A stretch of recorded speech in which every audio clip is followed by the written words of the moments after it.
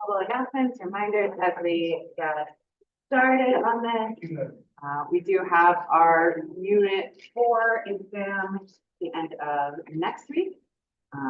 We'll then be doing our final during finals week, as well as, if you so choose, a retake of one of your 4 exams.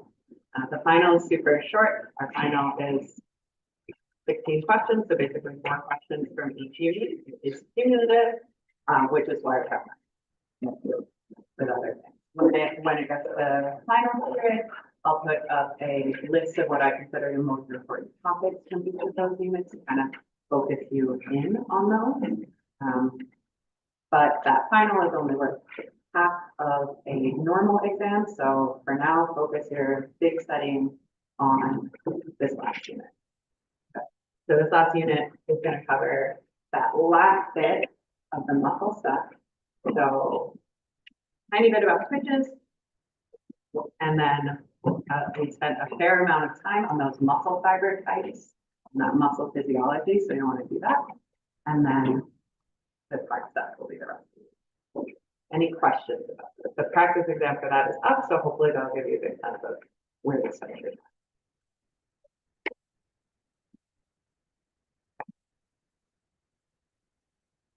We're going to break into our cardiac cycle today, which is the nuts and bolts of exactly how and in what order we have these events happening in the heart, allowing us to pump blood through. Okay. So we've been mentioning all these different parts, but now we're going to distinctly kind of block them out and make divisions between specific phases of the cardiac cycle. So basically phases of when your heart beats. And we're going to be thinking about pressure and volume as we do this. So I'm going to go ahead. And before we start, I need to think about like pressure from a physical perspective in normal life and pick which of these statements are true. And they are paired. So they're basically 2 statements that are the opposite of each other in order. So you should be picking 3 of these things as true.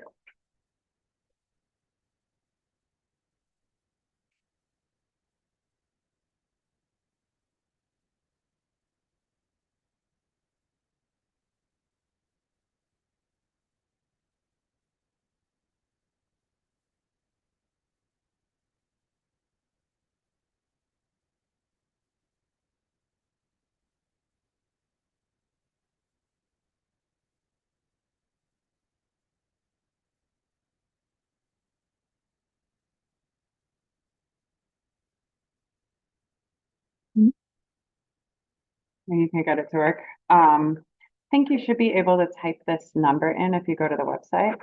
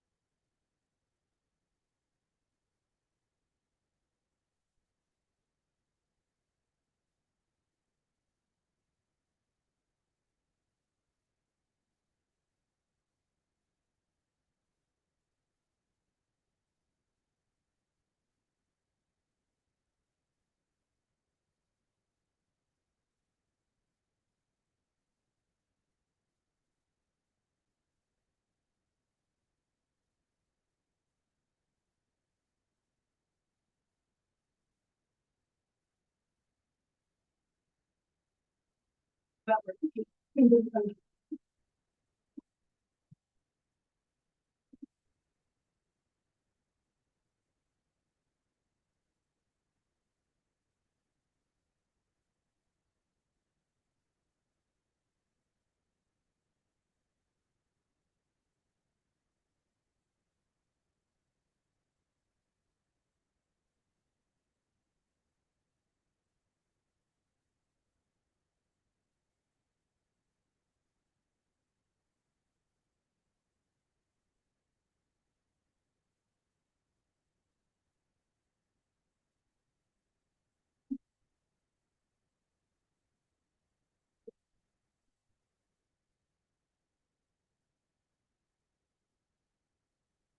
right, my entertainment for today. All right, so let's take a look. Okay, cool. Yeah. So I'm asking you this at first because this is what we want to make sure that we understand before we get into any of the heart specific stuff. So great. Yeah.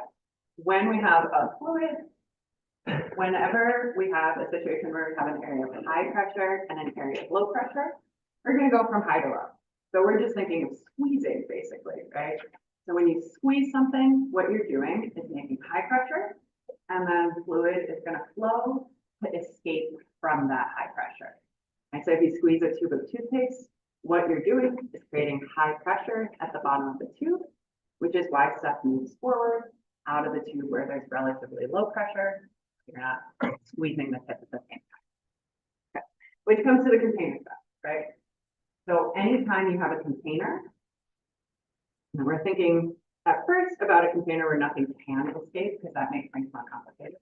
Right? If you have a container and it gets smaller, anything that's inside is now under higher pressure. So we're thinking we're in a cheesy action movie, our walls are closing in on us, we're feeling this is a higher and higher pressure situation.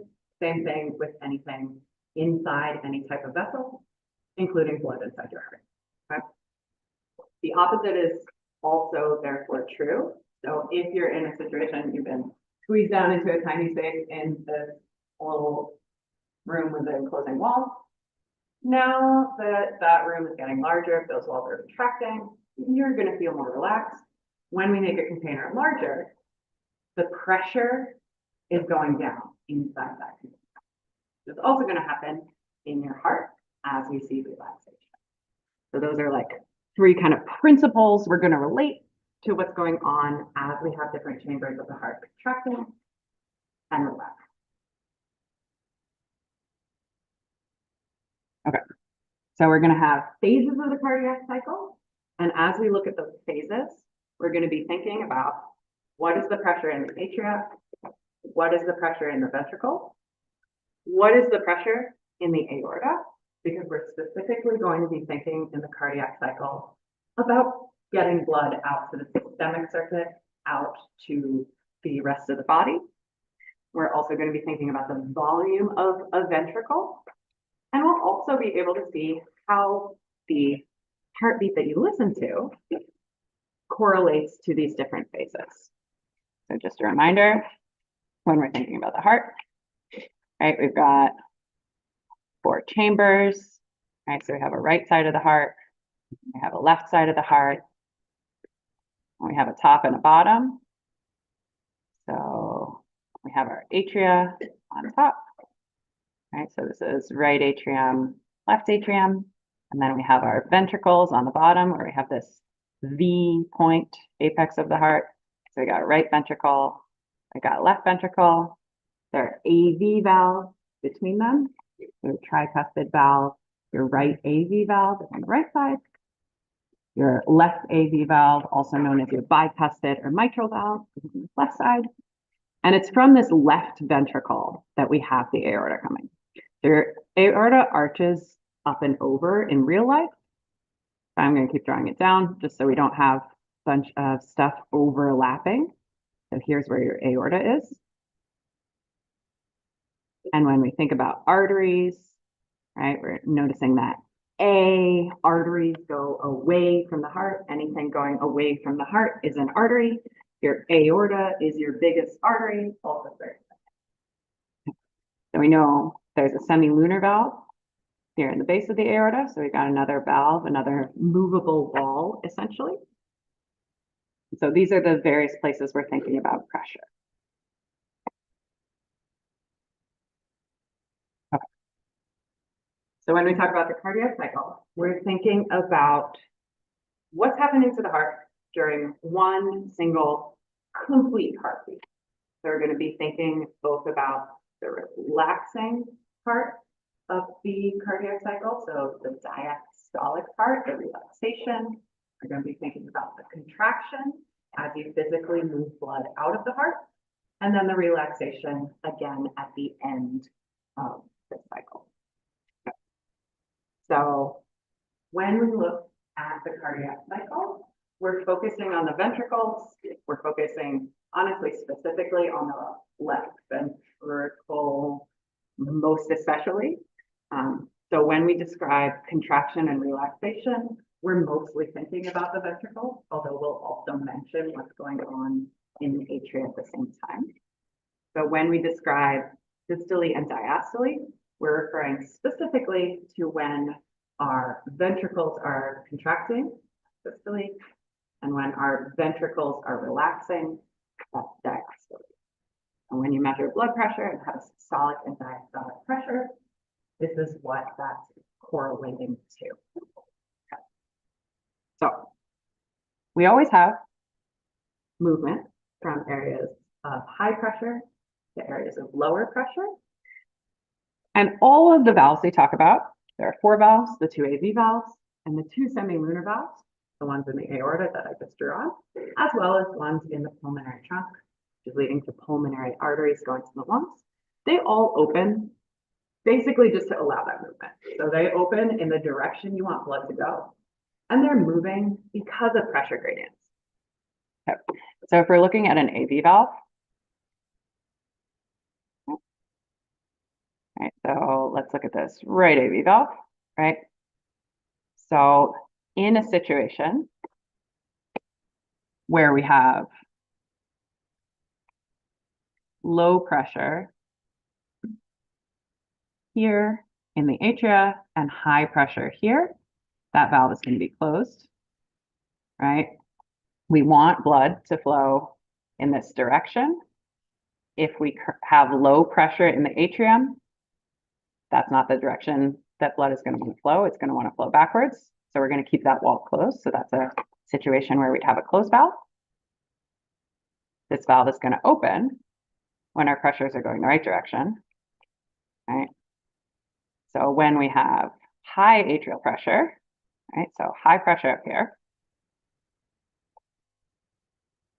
and low pressure down here, that's when we have the gradient going the right direction. So this is when our valves are going to be open.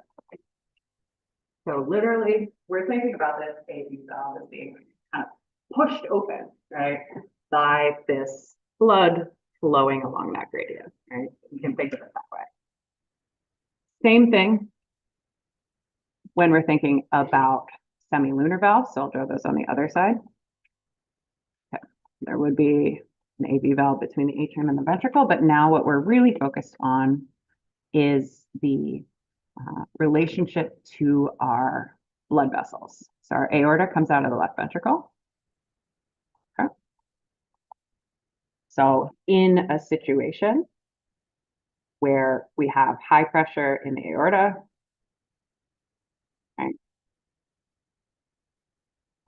low pressure here in the ventricle, right, we don't want blood to go back to the heart here. So this is a situation in which we have the semilunar valve closed, getting kind of caught in these little cups that inflate like balloons. But when we have a situation that's the reverse of that, when we have a pressure gradient that's going the right way, and when we have high pressure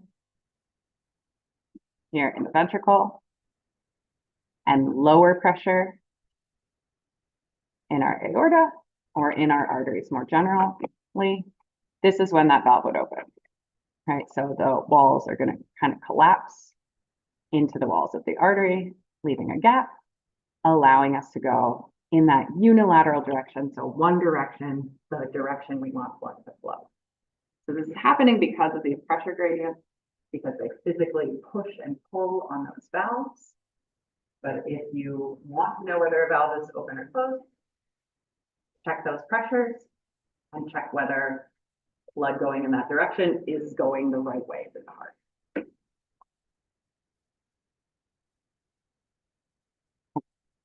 So now we're going to walk through the phases in order.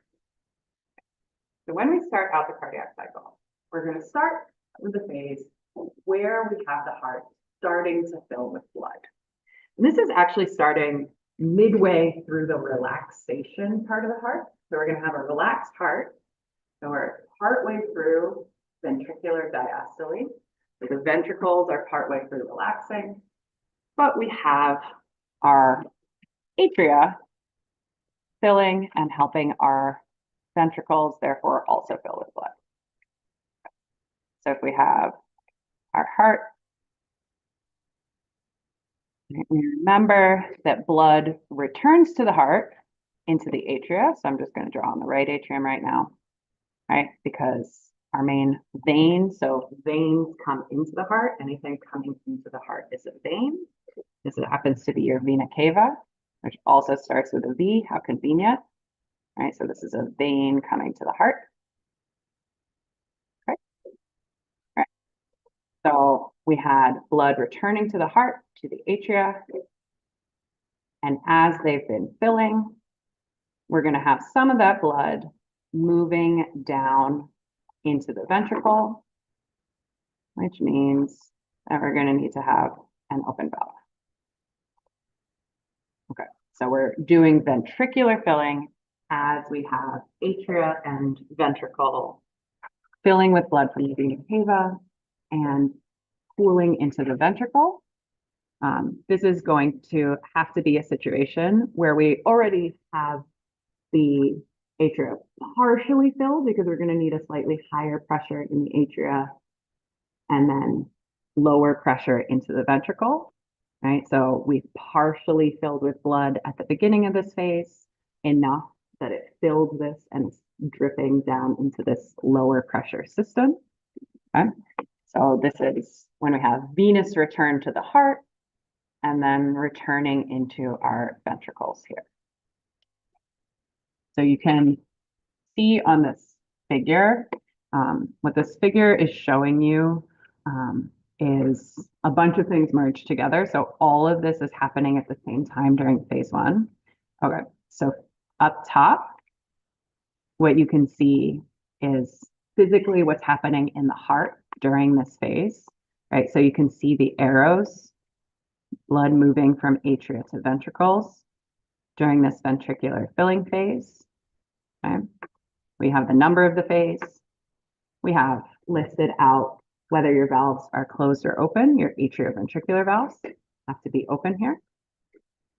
Now, you also have listed out what's going on with the semilunar valves. That happens to be the case that you have blood vessels going away from the heart too, right? Your arteries, right?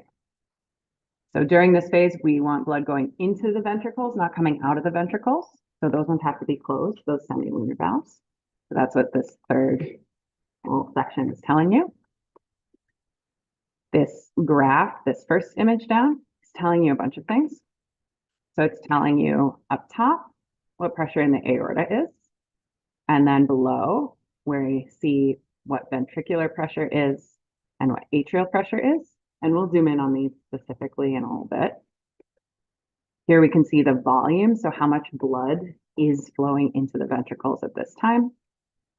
And then at the bottom, we're also going to see when we have heart sounds.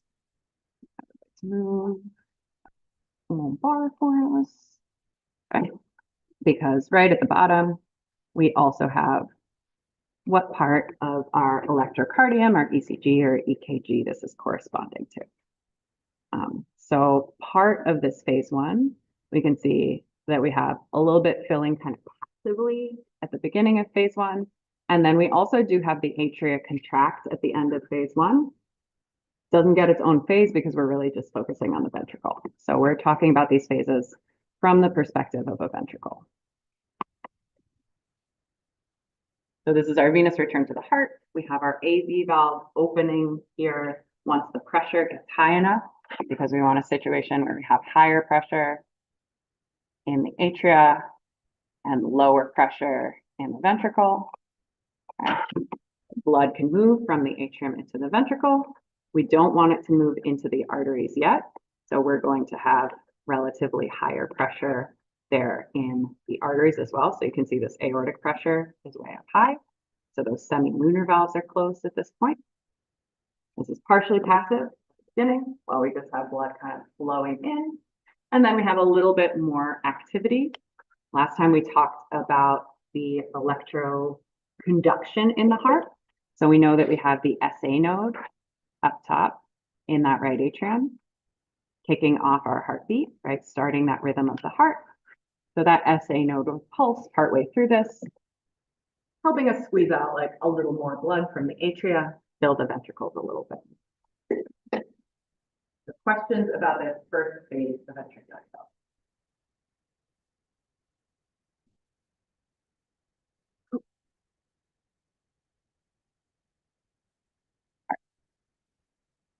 Our next phase is a little bit more of a complicated word, but once you take a look at it, it actually tells you what's going on, which is helpful.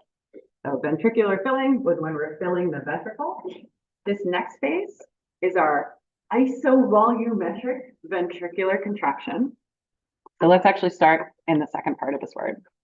So ventricular contraction means the muscle of our ventricles is squeezing, right? So we've moved from the SA node through interatrial fibers to squeeze the atria, then down through the bundle of His, the right and left bundle branches, healing up through the Purkinje fibers, tracing those pacemaker cells and conduction fibers, and we're squeezing from the bottom up, right? So we're squeezing now our heart muscle, okay? So because we're squeezing, this is the start of systole, right? Systole, this S, think squeezing, okay? We're specifying that this is isovolumetric. So iso means same, volumetric is referring to volume. So during isovolumetric ventricular contraction, the volume of blood in the ventricle stays the same. That's what the name is telling us. That is what the characteristic of this phase is. Okay? And you can see it's pretty short. So this is phase 2. Okay. So what's happening here during this phase? This is when we have a closed container with the pressure rising, right? So we've got our heart. Okay. We're thinking about ventricles. Right, so we're thinking about the lower part of the heart squeezing. Okay, so we're creating a situation where pressure in the ventricle is going up. I'm just going to write a P for that. So pressure is rising. All right. Okay, but it's starting out from a low pressure, right? Because we were in a situation where we had low pressure in the ventricle during ventricular filling so that blood would flow towards it. Now we're starting to raise that pressure. Okay, so as we raise that pressure, we're going to want the valves up top to start closing, right? Because we don't want our blood to flow backwards to the atria. We're saying this is isovolumetric, right? So we haven't yet gotten the pressure high enough to leave the ventricle because we're keeping the same amount of blood here in the ventricle. So this is a phase where we have changes in pressure. And you can see that here on the graph. So here you can see this ventricular pressure is the green line, and it's shooting up during this phase. So we got a closed box that's squeezing down, jacking the pressure up.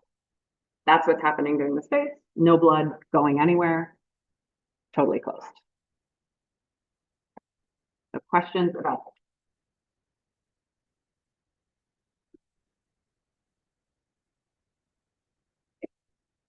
So that leads us into actually letting the blood. So ventricular ejection, we press the eject button, blood is now allowed to leave the ventricle. So your heart is still squeezing, but now it's squeezing hard enough that we've created high pressure there. All right, so we have our heart.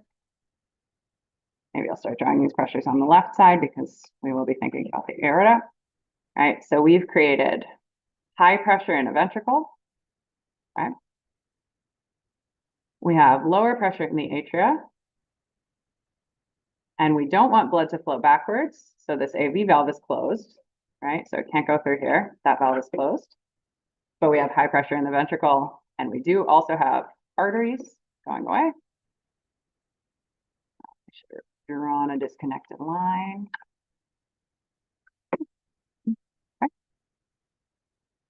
Okay.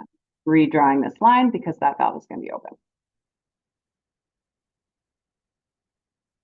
Okay. So the valve going into the artery, that semilunar valve, is open because we want blood to eject from the heart. We want it to push forward. So this has to be an area of relatively lower pressure. Okay. So this is the other part of systole. So the other part of our squeezing phase of the heart. So we started it in isovolumetric contraction, getting up to pressure. Once we're at high enough pressure, blood is going to start leaving. We got higher pressure in the ventricles relative to the arteries, also happens to be higher than in the atria, right? This is now a high pressure system. Okay. Yeah, that's how it works. At the end of this phase, so we can see that when we start out, right, this green line is our ventricular pressure. It's higher than our blue line, which is our aortic pressure. But as we squeeze, eventually we're squeezing, we can't squeeze anymore. Okay, so at the end of this phase, this is going to end when we've squeezed so much blood out of the ventricle that that pressure is now dropping down and it drops below our artery, below this aorta, and that's going to close this off. Another color. Right, so as we close this valve off, that's when this ends. So these are like end conditions. Right, so this is happening at the end.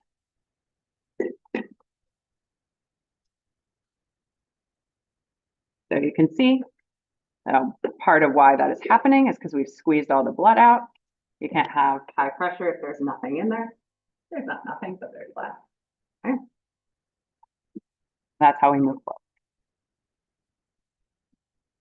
If we're looking at these other two little pieces here, they weren't in words, so I'm just going to point out, we'll talk about heart sounds in a bit, but it was during this second phase of the cardiac cycle where we had our actual first sound of the heartbeat happening. During the fourth phase, that we have the second sound in our heartbeat happening. Okay, so this is our onset of diastole. So this is when the relaxation phase begins. Okay, so the ventricle is relaxing. Right, that's why it's ventricular relaxation. Okay. And you can see that the pressure is massively dropping down during this phase. It's our ventricle pressure is going down. This is another isovolumetric phase, right? So isovolumetric, no change in volume, which means that all our valves are closed again. Right? So we've got a closed box. We're relaxing, which is decreasing pressure, because our walls are getting bigger, right? When you relax the muscle, it gets longer, we're getting walls of the heart bigger. So no blood is entering or exiting the ventricle, we're just changing the pressure inside.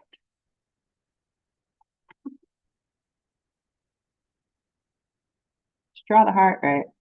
What we're talking about is we've just got a closed box again, right? So no AV valve open, no semilunar valve open.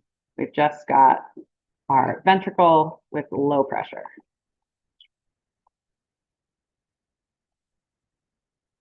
Now this is going to end when that ventricular pressure gets so low that it starts refilling the ventricle, right? So it's going to end basically when we get to a point where it hits the same pressure as the atria and then drops a little bit below. So that would lead us back to the beginning. Let's do a reminder of one of these phases. So if we were thinking about, we just talked about the isovolumetric relaxation phase. If we were thinking about the isovolumetric contraction phase, what was true then?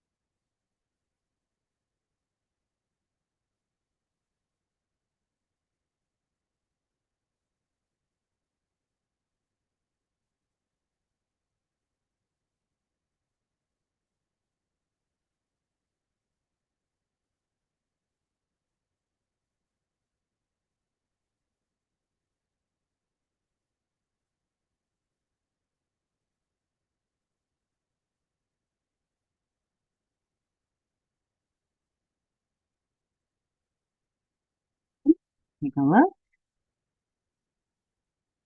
Okay, yeah.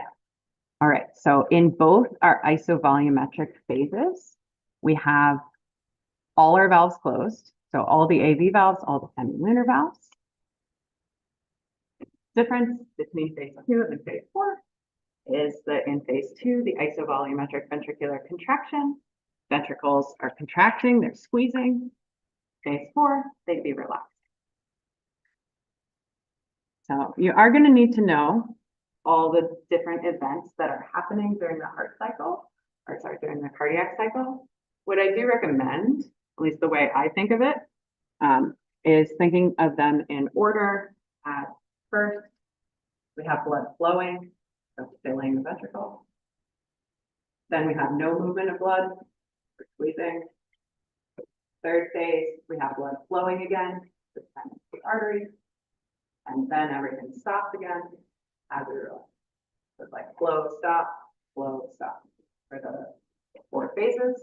And then you just have to layer on, you can kind of work backwards a little from that. If you know the order that blood goes through the heart, which part has to have high pressure, which part has to have low pressure.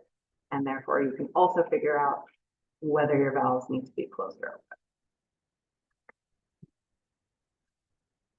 That's just how I would do it. Okay. So here we can see blurry, but we can see those pressures, right? So during that first phase, we have high pressure in the aorta, that ventricular filling phase, no blood is leaving the heart, right? But we do have the ventricles filling because they have relatively low pressure relative to the atria. And this little jump as the atria squeeze, right? And we squeeze a little blood into the ventricles. Okay. Then when we have that pressure in the ventricles hit the same pressure as we had the atria, right? Now that they're at the same pressure and the ventricles start to squeeze, that means we have to close the AV valve so that blood doesn't flow backwards into the atria. And the sound of the blood kind of bumping into those valves as they close, a turbulent flow, is what creates our first heart sound. Okay, so this is an isovolumetric phase for phase 2, right? So nothing's moving because all our valves are closed at this point. So the semilunar valves are closed because we have really high aortic pressure. We don't want blood coming from the aorta backwards into the ventricle. Our AV valves are closed because we just made the ventricular pressure higher than our atrial pressure, and we don't want blood to flow backwards into the atria. So we're squeezing, squeezing, squeezing. No change in how much blood is in there until we get our pressure up higher than our arteries leading away, specifically higher than the pressure in the aorta. Okay. So once we're higher than the pressure in the aorta, now we can actually eject the blood in phase 3 from the ventricle. So our ventricular ejection, when blood is going away from the heart, which means we have to have open semilunar valve so that blood can escape the ventricle. Okay. As we do this for a while we're squeezing hard, we see our ventricular pressure going up, but we're losing blood, right? So the amount of blood in that ventricle is going down.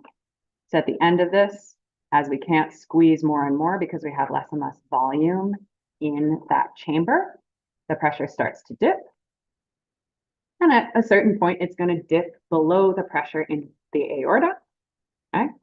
And at that point, the ventricles are going to be relaxing.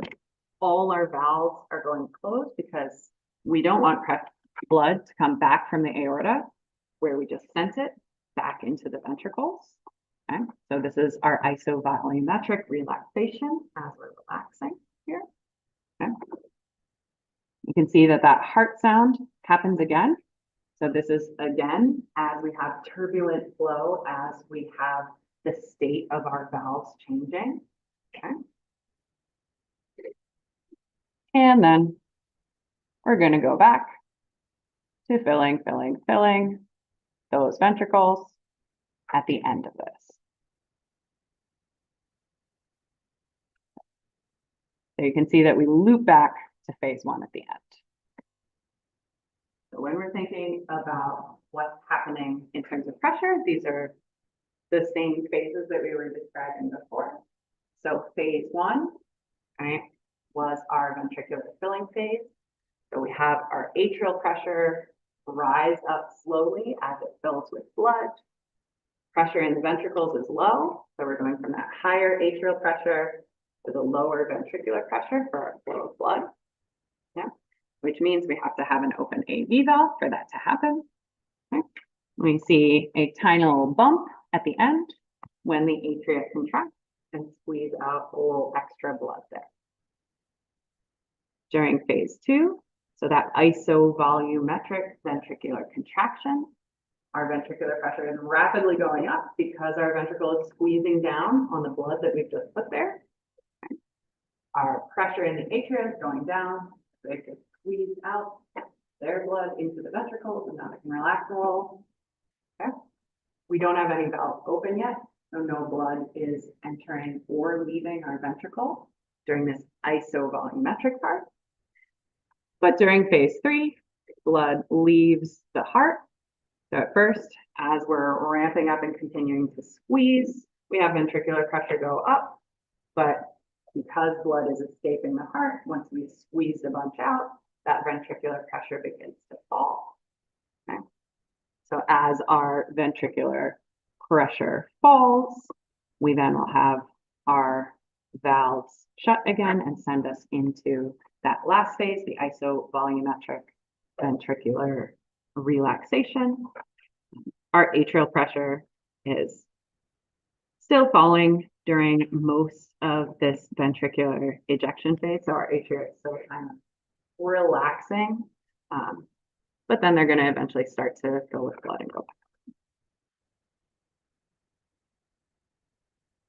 Adding on the aorta to this picture, so adding on what's going on with that big artery, so that big blood vessel leading us into the systemic circuit.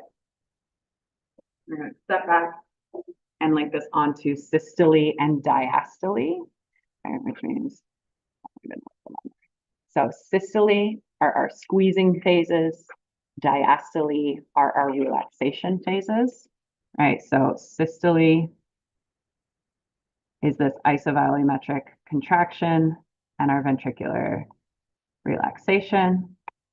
And then diastole at rest is this ventricular relaxation. And then phase one and continuing over to here, right? Okay, so we got a cycle, right? So it's a circle, loops back around. So during diastole, during the relaxation phase, when our ventricles are relaxing, we don't want blood to flow back to the ventricles. So during our relaxation phases, right, our aortic valve, which is a semilunar valve, is going to be closed. So you can see here that we have our aortic valve closed so that the ventricles don't fill with blood during that isovolumetric relaxation. And they continue to not fill the ventricles with blood because they're closed during this first phase, the one that loops back around, that ventricular filling phase. Our pressure is dropping during this phase one. Okay, so you can see that the pressure of the aorta is our blue line, right? So you can see it dropping, okay? And this is because when you think about the heart, you don't want blood only going to the brain physically while your heart is squeezing, right? So your aorta kind of maintains pressure. It maintains blood flowing to your whole systemic circuit, right? So even during this ventricular relaxation phase, during diastole, so both parts, phase 4 and phase 1, your aorta itself is kind of squeezing a little bit. It's stretchy and it's kind of bouncing back, creating a pressure gradient for blood to flow throughout your systemic circuit. So your brain still gets blood, your gut still gets blood, your lungs still get blood, etc. Okay. But as it's doing that, it hasn't gotten any new blood.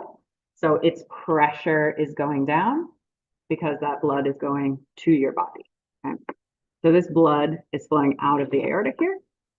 And your lowest pressure in the aorta is what you measure as the diastolic pressure if you take a blood pressure reading.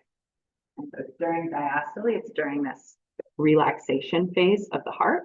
Right? So relaxation is diastole. And specifically, we take it at its lowest point when we're taking a diastolic pressure versus our highest point of pressure in the aorta is what we use as our systolic pressure. So you can see that that happens partway through systole as our ventricles are squeezing blood out into the aorta. So it's swelling as it gets this flood of blood, giving us a high pressure.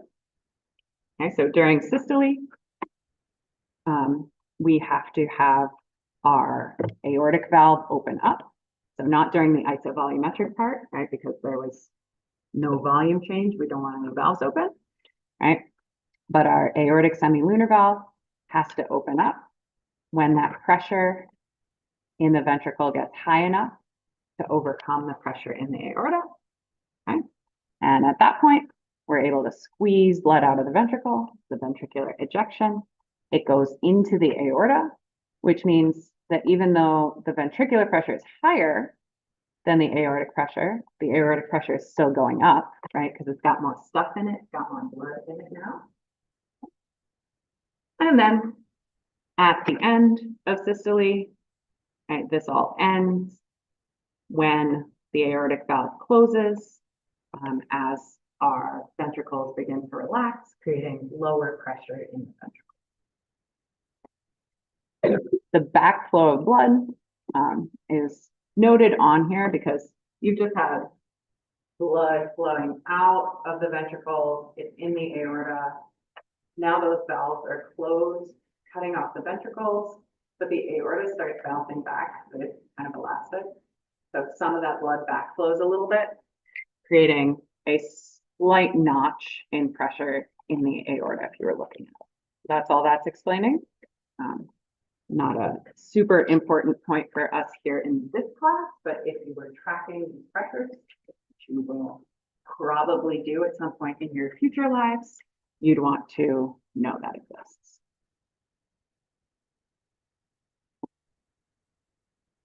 Take us to the idea of blood pressure. So when we talk about blood pressure in a clinic, you're talking about that systolic and diastolic pressure, measuring highest pressure in the aorta as the ventricles are squeezing, and then lowest pressure during diastole as everything is relaxing. Okay. But when we talk about it system-wide, we're going to take basically a weighted average. Okay. So when we talk about blood pressure from the perspective of our organ systems, we're going to be talking about the mean, aka average arterial pressure, so the average pressure in the arteries, which is abbreviated MAP. We're going to talk about MAP here in this unit, and MAP is going to come back in a big way in A&P too. So So this one is worth drilling down on as you think about this concept. Okay. So this is an average aortic pressure during the cardiac cycle. The pressure in the arteries, this pressure in the aorta is what lets blood flow around your body, right? So if we're going from the heart, right, and then we got our aorta, right? Say we're going to our brain, my squiggly brain, right? You want a system where you have high pressure in the aorta relative to lower pressure in the brain, so you can get blood going from high to low, going through your brain. Okay. So we have a continuous flow of blood to your organs during the cardiac cycle. So it's not continuously moving inside the heart, but it is continuously moving out of the aorta to your organ system. This is because the aorta and other large arteries are elastic, meaning they're bouncy, basically, right? So as they fill with blood, this is creating pressure on their walls, and that pressure is basically kind of steady, so then bounces back and releases as we stop having that blood coming in. And this is helpful for us so that we can maintain blood pressure going to all our organ systems. So we think of arteries as a pressure reservoir. We've got arteries as a pressure reservoir. Later, we'll think of veins as a volume reservoir. So arteries, pressure reservoir. Okay. So this energy is getting stored in the form of pressure during systole as we fill the aorta with blood, right, during that ventricular ejection. And then during diastole, when the heart's not pumping blood actively out into the aorta, the walls are coiled, they bounce back, maintaining that flow through the body. This is just a picture of how that works. So here we see that semi-lunar valve open during systole as the heart is squeezing. So during ventricular ejection, we have blood flow in, it pushes on the walls, expands the aorta. Then during diastole, no blood is coming out. Those valves are closed. And so as the walls bounce back, this is shrinking down the size of the aorta here, which means that this stuff in the middle is now going to be under higher pressure relatively, so we can continue to have flow forward to your organ. So we'll stop here for today, which is good. We've done the whole cycle, really.